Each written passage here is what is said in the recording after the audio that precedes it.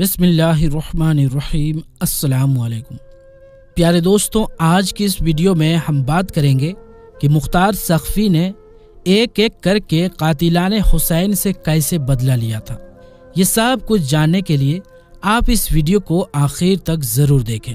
प्यारे दोस्तों, अब्दुल मलिक के ज़मानाए खिलाफत में कूफा पर मुख्तार बिन उबैद सख्फी को कब्जा यानी शासन हासिल हुआ, तो उसने कहा कि मैं कातिलाने हुसैन में से एक को भी दुनिया में चलते फिरते नहीं रहने दूंगा। अगर मैं ऐसा ना करूं तो मुझ पर अल्लाह व रसूल की लानत है। फिर उसने लोगों से कहा, मुझे हर उस शख्स का नाम और पता बताओ जो हजरत इमाम हुसैन के मुकाबले में करबला गया था। लोगों ने बताना शुरू किया और मुख्तार ने एक एक को कत्ल करना और सूली पर लटकाना शुरू कर दिया। मुख्तार ने एक दिन कहा कि मैं कल एक शख्स को कत्ल करूंगा कि उससे तमाम मोमिनीन और मलाइका मुकर्रबीन भी खुश होंगे। हसीम बिन असवद नखई उस वक्त मुख्तार के पास बैठा हुआ था। वो समझ गया कि अम्र बिन साद कल मारा जाएगा। मकान पर आकर उसने अपने बेटे को रात में इब्ने साद के पास भेजकर इत्तिला कर दी, तुम अपनी हिफाजत का इंतजाम करो, मुख्तार कल तुम्हें कत्ल करना चाहता है।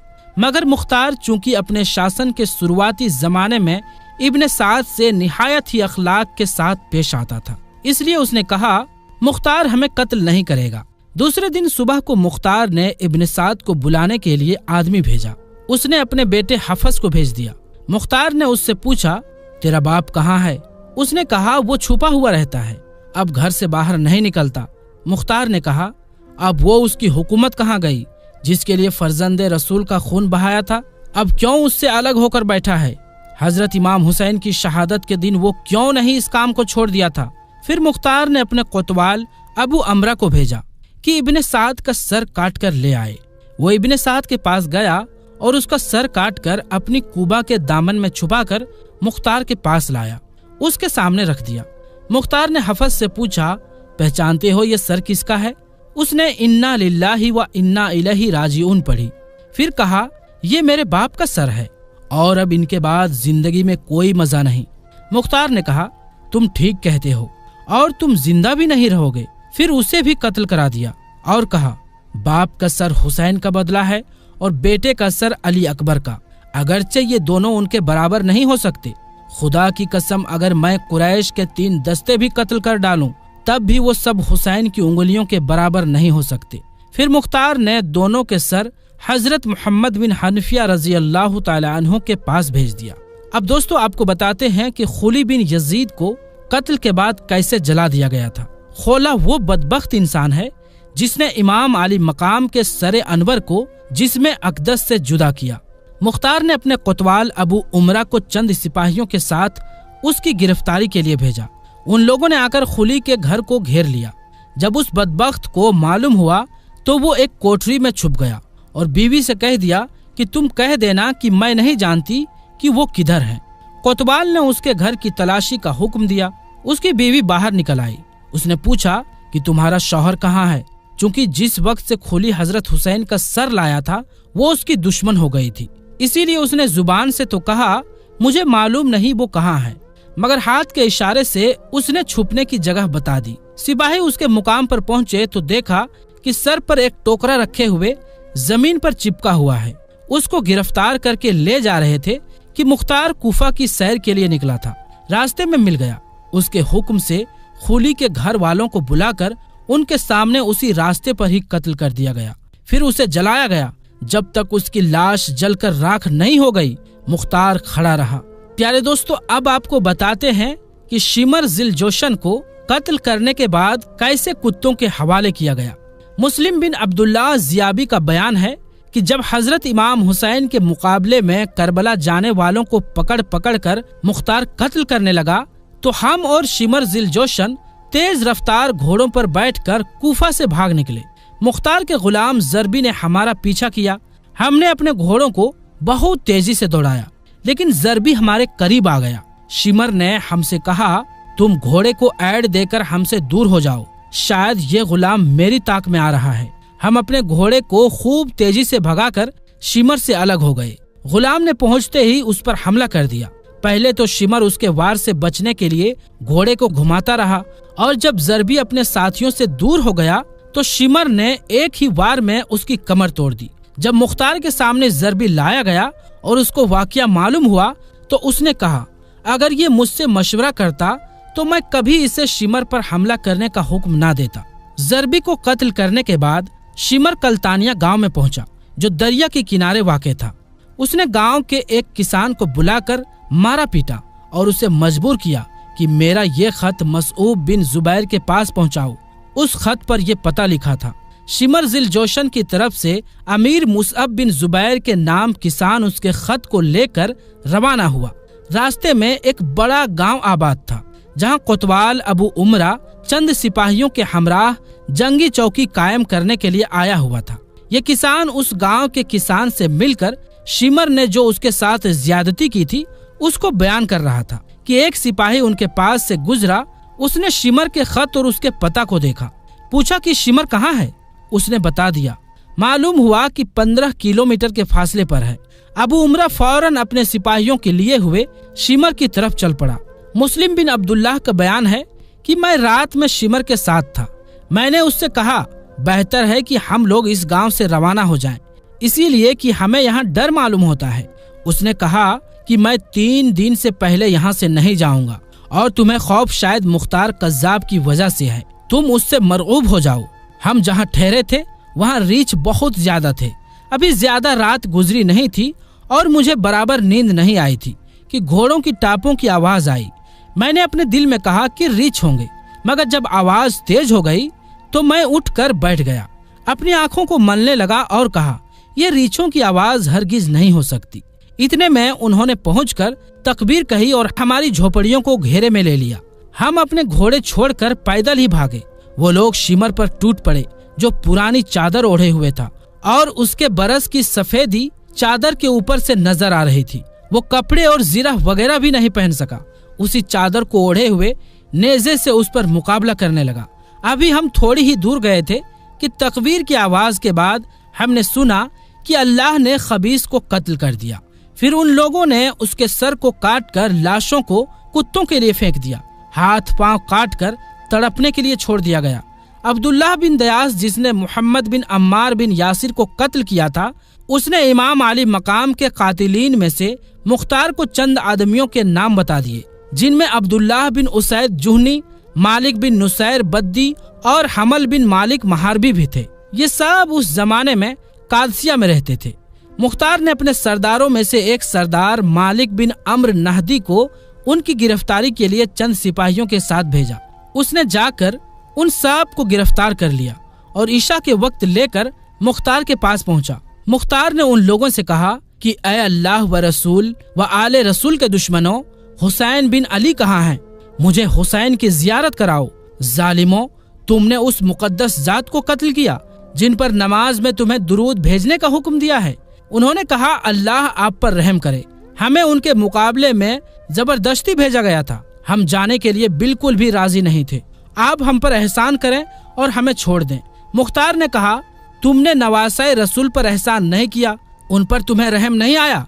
तुमने उन्हें और उनके बच्चों को प्यासा रखा, पानी नहीं पीने दिया और आज हमसे एहसान मांगते हो। फिर बद्दी ने कहा, तुमने हजरत इमाम हुसैन की टोपी उतारी थी। अब्दुल्लाह बिन कामिल ने कहा, जी हाँ, यही वो शख्स है जिसने उनकी टोपी उतारी थी। मुख्तार ने हुक्म दिया, दोनों हाथ पांव काटकर इसको छोड़ दिया जाए ताकि इसी तरह तड़प तड़प कर ये मर जाए। चुनांचे उसके हुक्म पर अमल किया गया। बद्दी के हाथों और पैरों से खून का धारा बहता रहा, यहाँ तक कि वो मर गया। उसके बाद जुहनी और महारबी को भी कत्ल कर दिया गया। अब दोस्तों आपको बताते हैं कि हकीम को बरहना करके तीरों का निशान कैसे बनाया गया। हकीम बिन तुफैल ताई वो बदनसीब इंसान है जिसने करबला में हजरत अब्बास अलमदार के लिबास व असलेहा पर कब्जा किया था और हजरत इमाम हुसैन रज़ियल्लाहु ताला अन्हो को तीर मारा था। मुख्तार ने अब्दुल्लाह बिन कामिल को उसकी गिरफ्तारी के लिए चंद सिपाहियों के साथ भेजा। वो पकड़कर उसे मुख्तार की तरफ चला। हकीम के घर वाले अदी बिन हाकिम के पास फरियादी हुए कि आप मुख्तार से सिफारिश करके उसे छुड़ा दें। मुख्तार अदी की बहुत कद्र किया करता था। वो सिफारिश के लिए मुख्तार के पास पहुंच गए। वो अदी के साथ इज्जत से पेश आया और उन्हें अपने पास बिठाया। अदी ने अपने आने की वजह बयान की। मुख्तार ने कहा, ऐ अबू जरीफ, क्या आप कातिलाने हुसैन के लिए भी सिफारिश करते हैं? उन्होंने कहा कि हकीम पर झूठा इल्जाम लगाया गया है। मुख्तार ने कहा, अच्छा तो हम उसे छोड़ देंगे। सिपाहियों को रास्ते में मालूम हुआ कि अदी मुख्तार के पास हकीम की सिफारिश के लिए गए हैं। उन्होंने अपने सरदार इब्ने कामिल से कहा कि मुख्तार अदी की सिफारिश कबूल कर लेंगे और ये खबीस बच जाएगा। हालांकि आप इसके जुर्म से बखूबी वाकिफ हैं, लिहाजा बेहतर है कि हम ही उसको कत्ल कर दें। इब्ने कामिल ने उन्हें इजाजत दे दी। वो लोग हकीम को एक घर में ले गए। उसकी मशकें बंधी हुई थी। उसे एक जगह खड़ा किया और कहा कि तूने हजरत अब्बास बिन अली के कपड़े उतारे थे, हम तेरी जिंदगी ही में तेरे सारे लिबास उतारते हैं। चुनांचे उन लोगों ने उसे बिल्कुल नंगा कर दिया। फिर कहा, तूने हुसैन को तीर मारा था, हम भी तुझे तीरों का निशाना बनाते हैं। ये कहकर उन्होंने तीरों से मार मार कर उसे हलाक कर दिया। इब्ने कामिल ने आकर मुख्तार को हकीम के कत्ल की इत्तिला दी। मुख्तार ने कहा, मेरे पास लाए बगैर तुमने उसे क्यों कत्ल कर दिया? देखो, ये आदि उसकी सिफारिश के लिए आए हैं और ये इस बात का अहल है कि इनकी सिफारिश कबूल की जाए। इब्ने कामिल आपके शिये मेरी बात नहीं मानी तो मैं मजबूर हो गया। अदी ने कहा, ऐ दुश्मन खुदा, तू झूठ बोलता है। तूने समझा कि मुख्तार मेरी सिफारिश कबूल कर लेंगे, इसलिए तूने उसे रास्ते में ही कत्ल कर दिया। इसके अलावा और तुझे कोई खतरा नहीं था। इब्ने कामिल भी अदी को जवाब में बुरा भला कहना चाहता था, मगर मुख्तार ने उंगली अपने मुंह पर रखकर उसे खामोश रहने की हिदायत दी। अदी मुख्तार से खुश और इब्ने कामिल से नाराज होकर चले आए। अब आपको बताते हैं कि कातिलाने हुसैन को नेज़ों से छेद छेद कर कैसे मारा गया।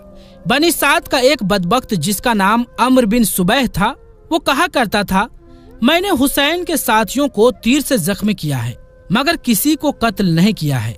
सब लोगों के सो जाने के बाद मुख्तार ने उसकी गिरफ्तारी के लिए सिपाहियों को रवाना किया। जब वो इब्ने सुबैह के मकान पर पहुंचे तो वो अपनी छत पर बेखबर सो रहा था। उसकी तलवार उसके सिरहाने रखी थी। सिपाहियों ने उसे गिरफ्तार कर लिया और उसकी तलवार पर कब्जा कर लिया। वो कहने लगा, अल्लाह इस तलवार का बुरा करे कि ये मुझसे किस कदर करीब था और अब कितनी दूर हो गई। सिपाहियों ने रात ही में उसे मुख्तार के सामने पेश किया। मुख्तार ने हुक्म दिया कि सुबह तक इसे कैद में रखो। फिर सुबह को दरबारे आम किया। जब बहुत से लोग जमा हो गए और इब्ने सुबैह उसके सामने लाया गया तो निहायत ही दिलेरी से भरे दरबार में कहने लगा, ऐ गिरोह कुफ्फार व फुज्जार, अगर इस वक्त मेरे हाथ में तलवार होती तो तुमको मालूम हो जाता कि मैं बुज़दिल और कमजोर नहीं हूँ। अगर मैं तुम्हारे अलावा किसी और के हाथ से कत्ल किया जाता तो ये बात मेरे लिए बाइसे मुसर्रत होती, इसीलिए कि मैं तुमको बदतरीन मखलूक समझता हूँ। ऐ काश इस वक्त मेरे हाथ में तलवार होती तो मैं थोड़ी देर तुम्हारा मुकाबला करता। इसके बाद इब्ने सुबैह ने इब्ने कामिल की आंख पर एक घूंसा मारा। इब्ने कामिल हंसा और उसका हाथ पकड़कर कहने लगा कि यह शख्स कहता है कि मैंने अहले बैत रिसालत को तीरों से जख्मी किया है, तो अब इसके बारे में आप हमें क्या हुक्म देते हैं? मुख्तार ने कहा, नेज़े लाओ और इसे नेज़ों से छेद छेद कर मारो। चुनांचे नेज़ों से छेद छेद कर उसे हलाक किया गया। बनी जुनूब का एक शख्स जिसका नाम जैद इब्ने रकात था, उस बदबख्त ने हजरत अब्दुल्लाह बिन मुस्लिम बिन अकील को तीर मारा था जो उनकी पेशानी में लगा था। उन्होंने पेशानी को बचाने के लिए उस पर अपना हाथ रख लिया, मगर तीर ऐसा लगा कि हाथ भी पेशानी के साथ पेवस्त हो गया और जब कोशिश के बावजूद भी उनका हाथ पेशानी से जुदा ना हो सका तो उन्होंने बारगाह इलाही में दुआ की, इलाहल आलमीन, हमारे दुश्मनों ने जैसा हमें जलील किया है तू भी उनको ऐसे ही जलील कर, और जिस तरह उन्होंने मुझे कत्ल किया है तू भी उनको कत्ल कर। जैद इब्ने रकाद ने उनके पेट में एक ऐसी तीर मारी जिससे वो शहीद हो गए। वो कहा करता था कि उनके पेट का तीर तो मैंने आसानी से निकाल लिया, मगर जो तीर पेशानी पर लगा कोशिश के बावजूद वो नहीं निकल सका। मुख्तार ने अब्दुल्लाह बिन कामिल की उसकी गिरफ्तारी के लिए रवाना किया। इब्ने कामिल सिपाहियों के साथ पहुंचकर उस पर टूट पड़ा। वो भी एक बड़ा बहादुर आदमी था। तलवार लेकर उन सब का मुकाबला किया। इब्ने कामिल ने अपने सिपाहियों से कहा, इसे नेजा और तलवार से हलाक ना करो बल्कि तीर और पत्थर से मारो। सिपाहियों ने इस कदर तीर और पत्थर मारा कि वो गिर गया। इब्ने कामिल ने कहा, देखो अगर जान बाकी हो तो इसे बाहर लाओ। चूंकि अब जान बाकी थी तो उसे बाहर निकाला गया। इब्ने कामिल ने आग लगाकर उसे जिंदा जला दिया। दोस्तों, अब आपको सुनाते हैं इब्ने जियाद बदनिहात का इबरतनाक अंजाम। अब्दुल्लाह बिन जियाद वो बदनिहात इंसान है जो यजीद की तरफ से कूफा का गवर्नर मुकर्रर किया गया था। उसी बदबख्त के हुक्म से हजरत इमाम हुसैन और आपके अहले बैत को तमाम इजाएं यानी तकलीफें पहुंचाई गई। यही इब्ने जियाद मुसील में 30,000 फौज के साथ उतरा। मुख्तार ने इब्राहिम बिन मलिक उश्तूर उसके मुकाबले के लिए एक फौज को लेकर भेजा। मुसील से तकरीबन 25 किलोमीटर के फासले पर दरियाए फुरात के किनारे दोनों लश्करों में मुकाबला हुआ और सुबह से शाम तक खूब जंग रही। जब दिन खत्म होने लगा था तो आफताब करीब गुरूब था। उस वक्त इब्राहिम की फौज गालिब आई। इब्ने जियाद को शिकस्त हुई और उसके साथी भागे। इब्राहिम ने हुक्म दिया कि फौज मुखालिफ में से जो हाथ आए उसे जिंदा ना छोड़ा जाए। चुनांचे बहुत से लोग हलाक किए गए। इसी हंगामे में इब्ने जियाद भी फुरात के किनारे मुहर्रम की 10वीं तारीख 67 हिजरी में मारा गया और उसका सर काटकर इब्राहिम के पास भेजा गया। इब्राहिम ने मुख्तार के पास कूफा में भिजवाया। मुख्तार ने दारुल अमारत कूफा को आरास्ता किया और अहले कूफा को जमा करके इब्ने जियाद का सरे नापाक उसी जगह रखवाया जिस जगह उस मगरूबे हुकूमत और बंदाए दुनिया ने हजरत इमाम हुसैन रजी अल्लाह ताला अन्हो के सरे मुबारक रखा था। मुख्तार ने अहले कूफा को खिताब करके कहा कि ऐ अहले कूफा, देख लो कि हजरत इमाम हुसैन के खूने नाहक ने इब्ने जियाद को ना छोड़ा। आज इस नामुराद का सर इस जिल्लत व रुसवाई के साथ यहाँ रखा हुआ है। 6 साल हुए हैं। वही तारीख है, वही जगह है। खुदा वंदे आलम ने इस मगरूर फिरौन खिसाल को ऐसी जिल्लत व रुसवाई के साथ हलाक किया। इसी कूफा और इसी दारुल अमारत में इस बेदैन के वक्त हलाक पर जश्न मनाया जा रहा था।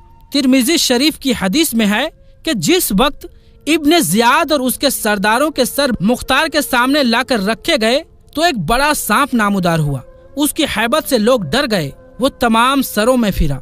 जब उबैदुल्लाह बिन जियाद के सर के पास पहुंचा तो उसके नथने में घुस गया और थोड़ी देर ठहर कर उसके मुंह से निकला। इस तरह 3 बार सांप उसके सर के अंदर दाखिल हुआ और गायब हो गया।